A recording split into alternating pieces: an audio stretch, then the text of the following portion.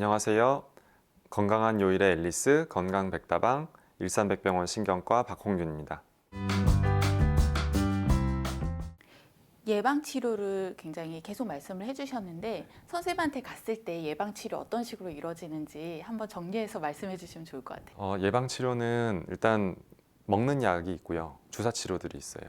최근까지는 전 세계적으로 먹는 약이 편두통에 맞게 나온 약이 없었거든요. 근데 이제는 이제 그 외국에서는 일부에서 예방치료를 쓸 수 있는 약들이 먹는 약으로 나오기도 했는데 아직까지 우리나라에서는 쓸 수가 없고요. 혈압약 중에서 편두통 효과가 좋은 약, 그다음에 항경련제들에서 편두통 효과가 좋은 약, 우울증에서 우울증 약인데 편두통 효과가 좋은 약들. 그래서 다른 질환들에 쓰던 약들인데 편두통의 효과가 좋아서 쓰기 시작하고 그거를 계속 쓰고 있고 그런 약들이거든요.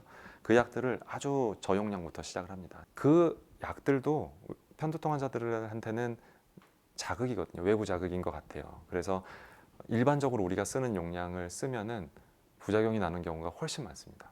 그런 경우가 많아서 아주 저용량부터 하나 시작하고 그 약에 조금 적응하는 시간 갖고 부작용 있는지 보고 한 2주 있다 보고 한 4주 있다 보고 그래서 약에 적응 잘 하신다 그러면은 약을 좀 더 길게 가보고 약 용량을 조금 높여보고 이런 식으로 가고요. 약물 치료는 주사 치료는 여러 가지가 있는데 그 편두통에서 만성 편두통이 있을 때는 보톡스 치료가 요즘에 꽤 많이 하고 있어요. 옛날에는 아주 생소한 거였는데 그래도 요즘에는 많이들 찾아보셔서 만성 편두통의 보톡스 치료는 흔히들 할 수 있는 거거든요.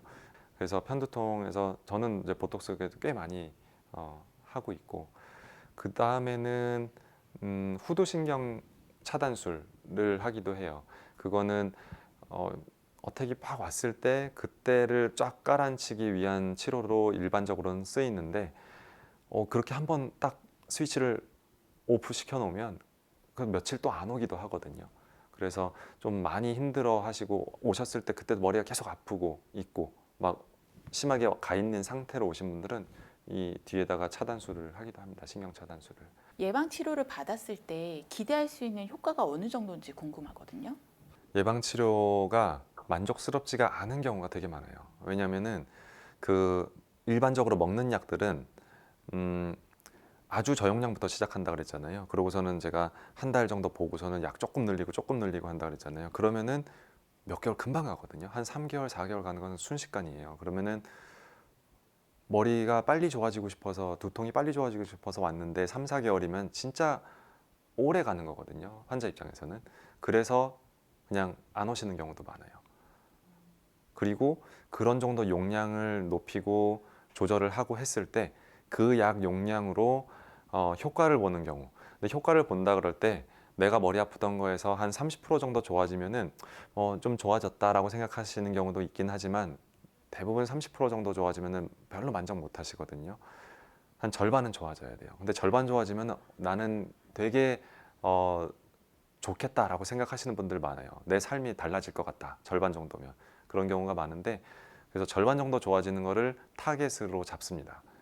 근데 먹는 약들은 오래 걸리고 저용량부터 시작하고 부작용도 되게 많아요. 그래서 어떤 약들은 손저리고 이런 경우도 있고 뭐 살찌는 경우도 있고 우울감이 더 심해지는 경우도 있고 뭐 실신하고 쓰러지는 경우도 있고요. 어떤 경우에는 뭐 심한 극한의 경우에는 그런 경우도 있고 그래서 부작용들이 굉장히 많이 나타나서 약을 시작해서부터 1년 정도를 잘 유지하는 분들은 한 10몇 프로 정도밖에 안 돼요. 나머지 85%는 약을 바꾸거나 끊거나 뭐 중단 뭐 어떻게든 약을 안 먹게 되는 경우가 많거든요. 그러니까는 그 약을 계속 이어나가기가 어렵죠. 근데 그렇게 이어나갔을 때 효과가 30% 정도, 50%가 잘 안 돼요. 물론 이제 되는 분들도 많지만. 근데 그런 50%를 도달하는 치료들이 보톡스랑 그 CGRP 단클론항체 이런 것들은 50%를 도달을 합니다. 그래서 그런 약들을 쓸 수가 있고 보톡스는 이제 이마 쪽에 앞쪽에 7군데, 옆에 4개, 4개씩, 뒤에 10개, 어깨까지 해서 총 31군데. CGRP가 신경 말단에서 분비가 되는데 그 분비가 되는 거를 차단시키는 거예요. 그러니까는 근데 그 차단되는 거에서 그 근육을 움직이는 것들도 차단되거든요. 그러니까 우리가 주름 펴는 것도 그런 이제 역할을 하는 그런 효과를 나타내는 건데 그 거기서 이제 같이 나오는 물질들 중에 편두통을 일으키는 물질을 있고 그거를 차단시키는 게 보톡스의 역할인 거죠. 보톡스를 사실 굉장히 소량씩 한 군데 두 군데 이렇게 맞는데 그렇게 여러 군데 한 번에 맞았을 때 부작용은 없나요? 보통은 보톡스가 용량이 클수록 그리고 자주 맞을수록 부작용이 많이 나고 내성이 생기고 이러거든요. 근데 그 내성 생기는 보톡스 항체가 생기고 그 보톡스에 대해서 항체가 생기고 이러는 게 옛날에는 되게 많았어요. 근데 요즘에는 이제 그 만드는 거를 잘 만들어서 그런 항체가 생기는 거가 되게 적습니다. 그리고 항체가 생긴다 하더라도 그 효과가 떨어지거나 이 정도까지는 아닌 경우가 더 많아요. 그리고 그렇게 많이 맞아도 별로 부작용은 잘 안 생깁니다.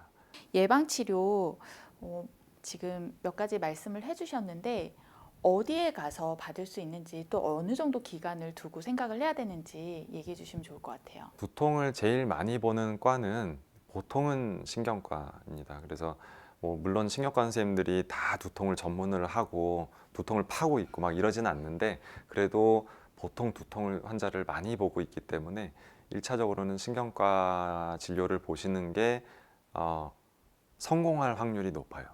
네, 그렇고 치료 기간은 사람마다 다 다릅니다. 그래서 저는 어떤 기간을 정해주고 뭐 보톡스는 3번 맞아야 됩니다. 뭐 이렇게 하진 않고요. 그 두통이 내가 지낼만 할 정도까지는 컨트롤 해봅시다. 이렇게 합니다. 그게 한 달이 될 수도 있고요. 3년, 4년이 될 수도 있어요. 두통은 편두통은 평생 갖고 가는 병이기 때문에 어떤 기간을 두고 내가 치료를 해야겠다라고 생각을 하면은 굉장히 조바심이 나고 그래서 아까 말씀드린 대로 좀 내가 실망하게 되는 경우가 꽤 많아요.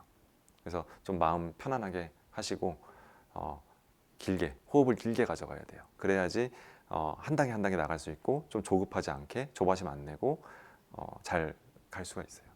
두통의 심각성을 모르시는 분들에게 한마디 정리해서 마무리 멘트 부탁드릴게요.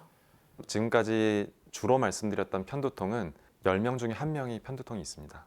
그러면 10명 중에 1명이면요. 우리 집 옆집 해보면 1명은 있어요. 만성 편두통은 100명 중에 1명 있습니다. 그러면은 굉장히 많죠. 근데 그 아까 말씀드렸듯이 두통이 있는 분들은 장애가 있는 경우도 굉장히 많아요. 그걸로 인해서 내 능률이 떨어지고 일상생활하기 힘들고 일상생활뿐만 아니라 사회생활도 하기 힘들고 다른 사람 눈치 봐야 되고 눈치를 주기도 하고 그렇게 되거든요. 그러면은 내가 온전한 나로 살 수가 없어요. 그게 제일 문제가 되는 거고. 근데 편두통이 있는 사람이 내 가족이다. 그러면은 나도 영향을 받을 수밖에 없습니다. 그리고 내가 두통이 있다면 내 가족한테 영향을 줄 수밖에 없고요. 편두통이 있는 사람뿐만 아니라 있는 본인뿐만 아니라 그 여파가 주변에까지도 다 가기 때문에 모든 사람들이 편두통의 영향을 받고 있습니다. 실제로. 그래서 그 두통이 있는 사람들한테 그런 따가운 시선들, 낙인 찍고 이러는 거는 안 하시는 게 제일 좋겠고 두통도 병입니다. 그 두통학회에서 굉장히 캠페인을 많이 하고 있는데 두통도 병이고 그걸 조절하면은 충분히 그 사람의 삶의 질이 많이 좋아질 수가 있어요.